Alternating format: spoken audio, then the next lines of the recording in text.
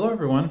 Just want to give you a quick overview of Module 2. I think this is the module where we really get into Blackboard. We learn about the nuts and bolts about, that's hard to say, the nuts and bolts about Blackboard.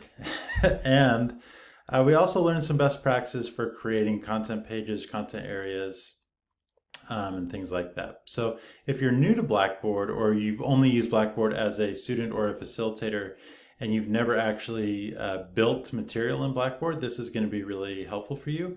If you are experienced, then some of this will be review, but you'll also learn some new things.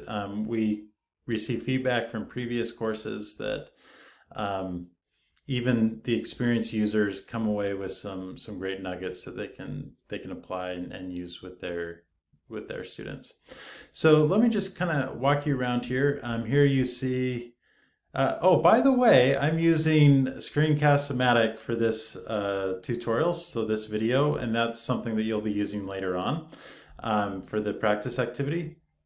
But so here we have the learning objectives, the practice. One thing I want to draw your attention to is this. So in the practice activities for both modules 2 and 3, you'll need a sandbox core shell. And that takes a little bit of time to get. Once you request it, you'll have to wait a little bit. And so we actually recommend doing that right now so that when you're ready to do the practice activity after the lessons, you'll be ready, it's there. You won't have to wait as long or at all. So we highly recommend doing that. And then you'll notice that similar to Module 1, there are lessons. However, in this module, there are no quizzes at the end of the lessons. And what we recommend with the lessons is that you go as deep as you want. But if you find that it's review, we still recommend that you kind of read through. You might not need to click on everything, but there's still, like I said, going to be those nuggets for you to go through. So I'm getting verification there. So under Blackboard Basics, so this is really the basics of how to use Blackboard and the nuts and bolts of it. So we understand that most of you will be creating things in Blackboard, and that's great. We recommend that. And there's a few reasons for that. One is, one reason to do that is that it's all there for students. But we also understand that there are some times when you want to create something on an outside website, like a Google site. And so there's a few reasons for that. One is that you have some more control over the formatting.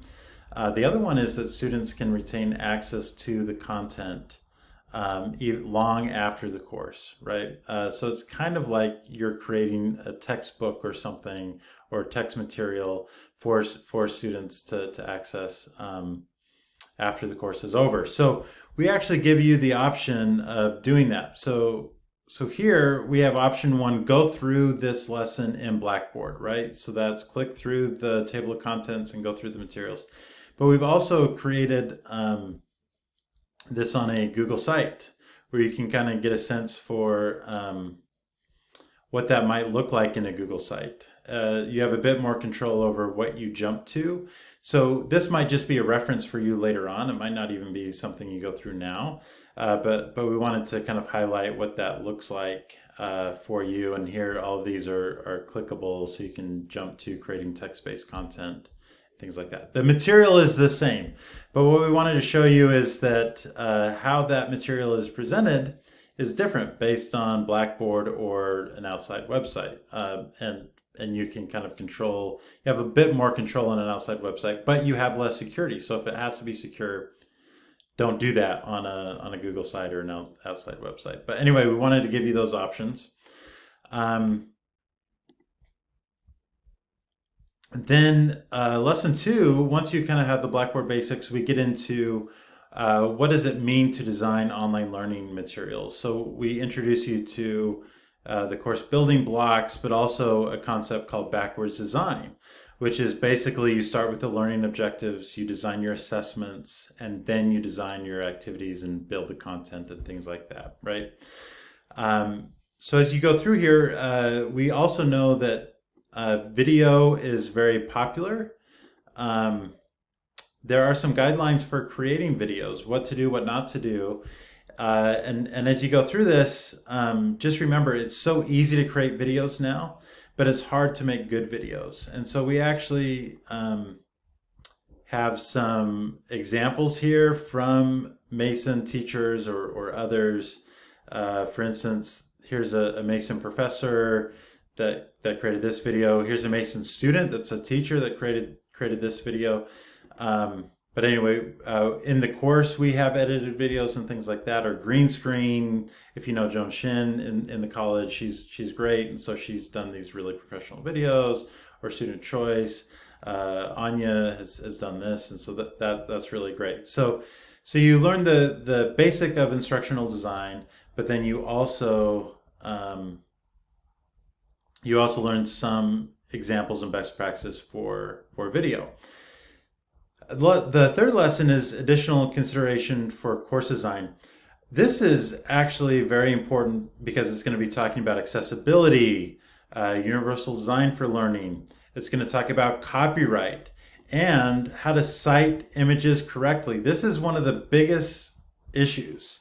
And I've run into this where I have not been very careful citing images in my presentations for my in-person courses. And then when I move it online, or I share things online, I have to be very careful about citing things correctly and following copyright and fair use or Creative Commons licenses and things like that. And so one of the biggest violation of that is actually not citing images, because it's so easy to copy and paste those images. But please cite them. And in the activity, you will be required to cite an image. So that is one part of this that you really want to pay attention to. We also talk about,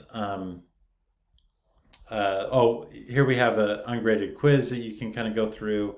You can launch that. And then the practice activity, it's important as you read through this on this page, this is the introduction. It's going to tell you what you need to do. All the directions on how to do that are linked here.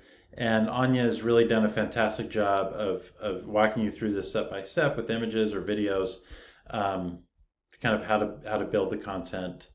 And then once you're done, what we want you to do is actually open up your sandbox course that you did these things in, and then create a screencast with it using like Screencast-O-Matic, the tool that I'm using right now.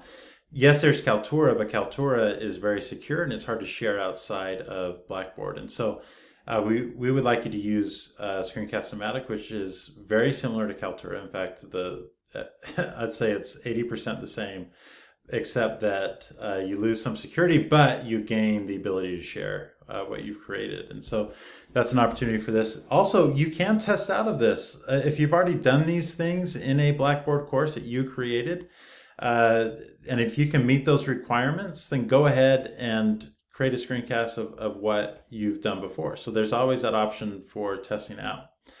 And then once you're done with that, what you'll do is you'll go ahead and submit the checklist with the screencast link and the reflection question response.